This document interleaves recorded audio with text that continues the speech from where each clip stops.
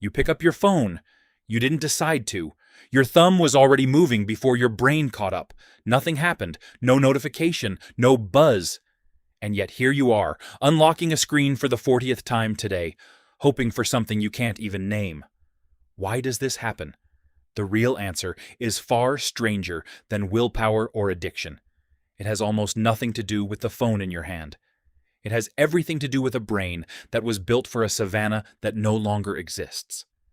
Start with the obvious question. What is your phone actually giving you? Sometimes a message. Sometimes nothing. Sometimes something better than you expected.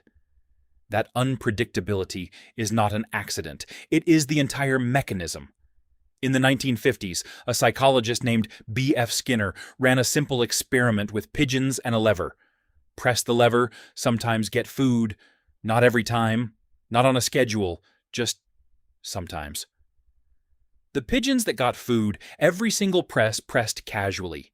The pigeons that got food unpredictably pressed constantly, obsessively, even when the food stopped coming altogether. Skinner called this a variable ratio reinforcement schedule. Your brain calls it Tuesday. Here's the part that should unsettle you. Your phone runs on the exact same schedule as Skinner's lever. Some pulls give you nothing. Some give you a message from someone you love. Some give you an argument you didn't want. You never know which one you're about to get. And that uncertainty isn't a flaw in the design. It's the whole design. But why would a human brain be so exquisitely tuned to unpredictable reward in the first place? This is where it stops being about phones and starts being about survival. For nearly all of human history, food was not delivered. It was found.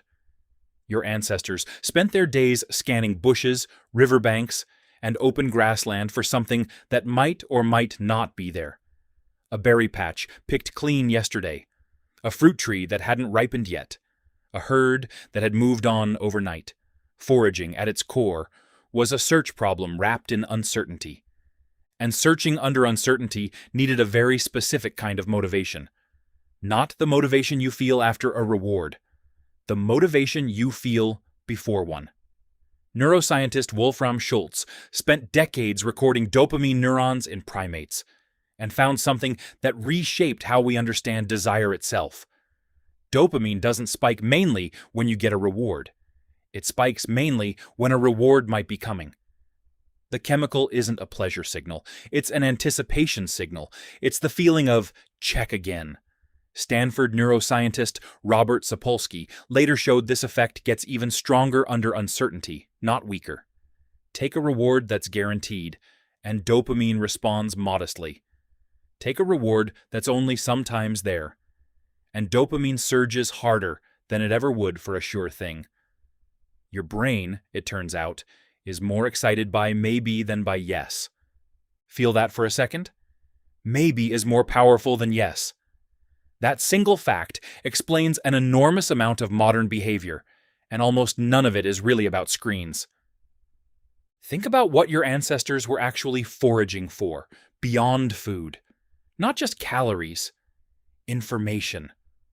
Where did the water move? Which valley had danger in it last season? Who in the group could be trusted and who couldn't? Humans are an intensely social species, and the earliest form of long-distance information sharing wasn't writing. It was gossip. Anthropologist Robin Dunbar has argued that language itself likely evolved as a kind of social grooming system, replacing the physical grooming that other primates used to maintain alliances. Instead of picking through fur, humans traded stories. Who did what? Who said what? Who can be relied on when the group is under threat? That information wasn't trivial gossip to your ancestors. It was survival infrastructure. Knowing the social landscape of your tribe could be the difference between protection and exile. An exile, 40,000 years ago, could be a death sentence. So your brain didn't just evolve to forage for food. It evolved to forage for social information. Constantly. Reflexively. Because the tribe member who knew what was happening lived longer than the one who didn't. Now look at your phone again. It isn't a screen. It's a foraging ground. Every scroll is a search through unpredictable terrain. Every notification is a rustle in the grass that might mean food or might mean nothing. Every message is a fragment of social information about your tribe, except your tribe is now several hundred people wide, updating in real time, all day, every day. Your prefrontal cortex knows it's an app. Your dopamine system does not care.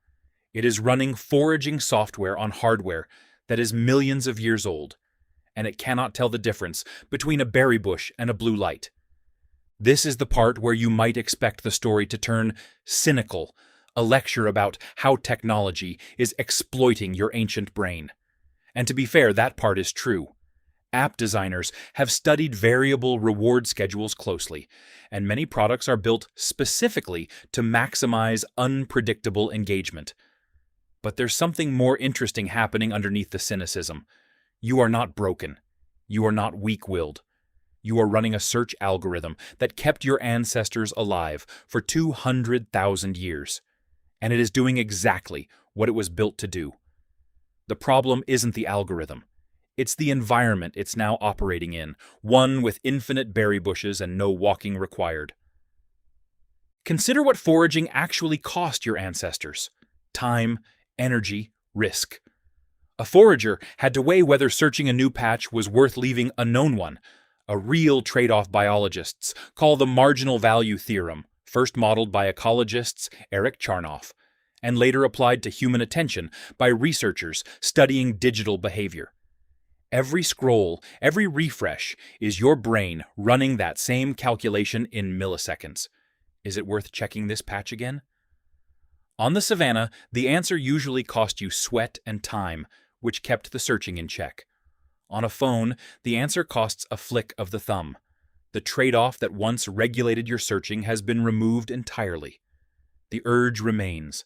The friction that used to balance it is gone. That's the real shift. Not that your desire for novelty is new, it's ancient. What's new is that it now has zero resistance. Your ancestors' foraging instinct was balanced by physical cost. Yours is unbalanced, because the patch is always 1 inch away and it never runs out. So what do you do with a hunger that old, in a world built to feed it endlessly? You don't need to defeat it. You probably can't, and trying to white-knuckle your way past 200,000 years of neural wiring is a losing fight. What actually works, according to behavioral researchers who study this exact loop, is changing the cost, not the craving. Put the phone in another room, and the marginal value equation shifts back toward what your ancestors evolved with. Suddenly checking costs something again, even if it's just a few footsteps. And that small cost is often enough to let the urge pass on its own. Here's the thing worth sitting with. The next time your thumb moves toward your phone, before you've even decided to pick it up, you're not witnessing a personal failure.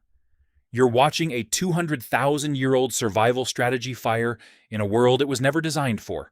Your brain isn't asking, "What's on my phone?" It's asking a much older question. What's out there? Is it safe? Is it food? Is it my tribe? It just doesn't know yet that the savannah ended and the screen began. You pick up your phone. You didn't decide to, and now you know exactly why.